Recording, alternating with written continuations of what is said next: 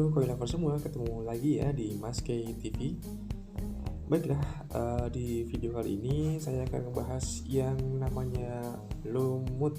Oke, saya akan kupas ini lumut di kolam koi kita itu apakah ada manfaatnya ataukah tidak ada manfaatnya. Oke, jangan kemana-mana ya, tetap di sini.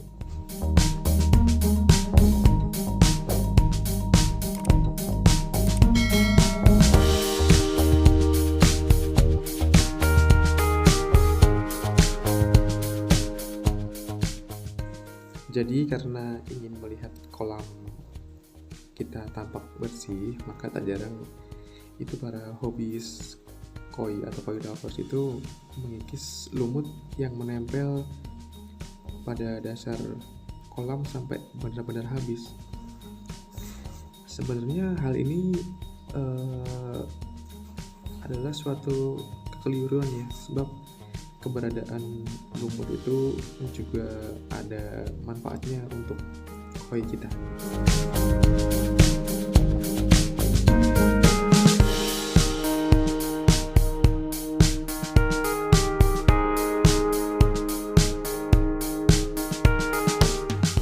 Jadi manfaat lumut itu adalah yang pertama itu bisa menyerap zat amonia.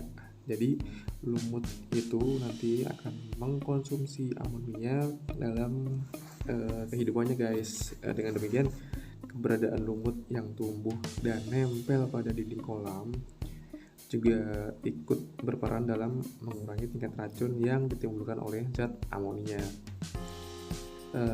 Sebagai informasi bahwa kotoran koi itu mengandung amoniak. Jika kadar amoniak melebihi ambang batas, maka dapat meracuni koi-koi kita. Begitu.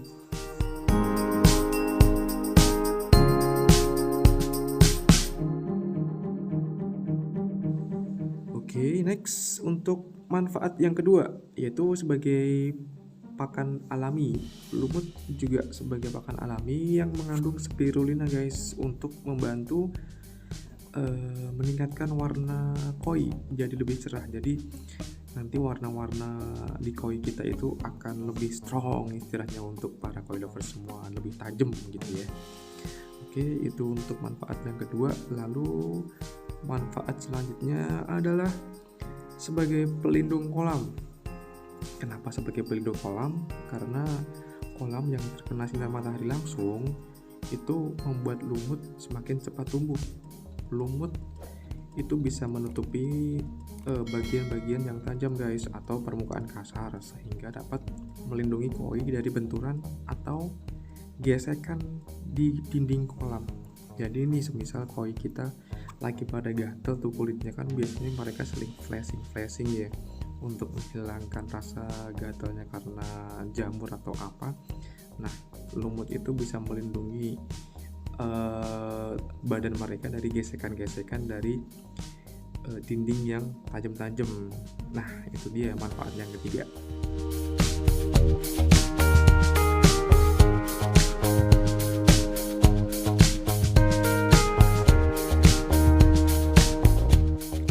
Lalu manfaat selanjutnya adalah mengatasi bocor ringan. Jadi barangkali kita nggak nyangka ya, jika sesungguhnya lumut itu ikut berperan dalam mengatasi kebocoran kolam yang ringan sifatnya ya. Jadi bukan yang berat-berat, jadi yang ringan-ringan. Jadi sebelum lumut tumbuh mungkin saja ada kebocoran atau rembesan air melalui pori-pori dinding kita guys. Namun setelah tumbuh secara merata dan lebat, maka gak ada lagi tuh rembesan atau kebocoran kolam. Jadi lumut jangan dipangkas ya, sebab bisa aja setelah dipangkas maka kolam kita malah mengalami kebocoran lagi. Begitu.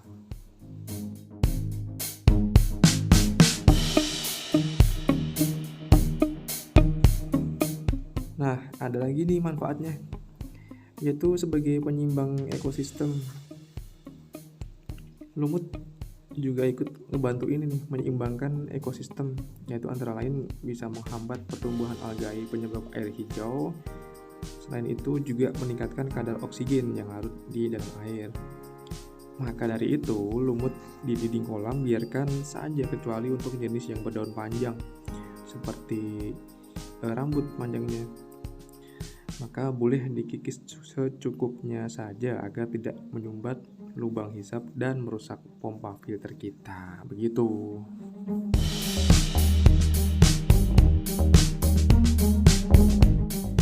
Jadi masalah yang sering timbul terkait dengan keberadaan lumut ini itu biasanya pada kolam-kolam yang di luar ruangan.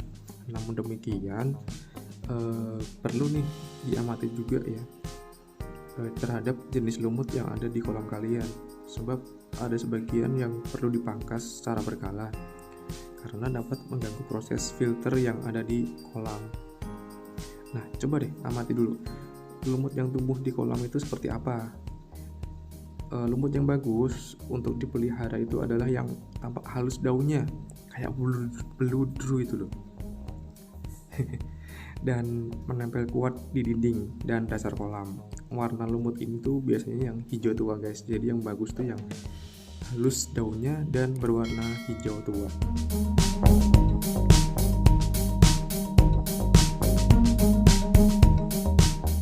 Nah, sedang kalau lumut yang ada di kolam itu daunnya panjang seperti rambut, maka jika jumlahnya berlebihan dapat menyumbat atau memperkecil lubang aliran air dalam ruang filter.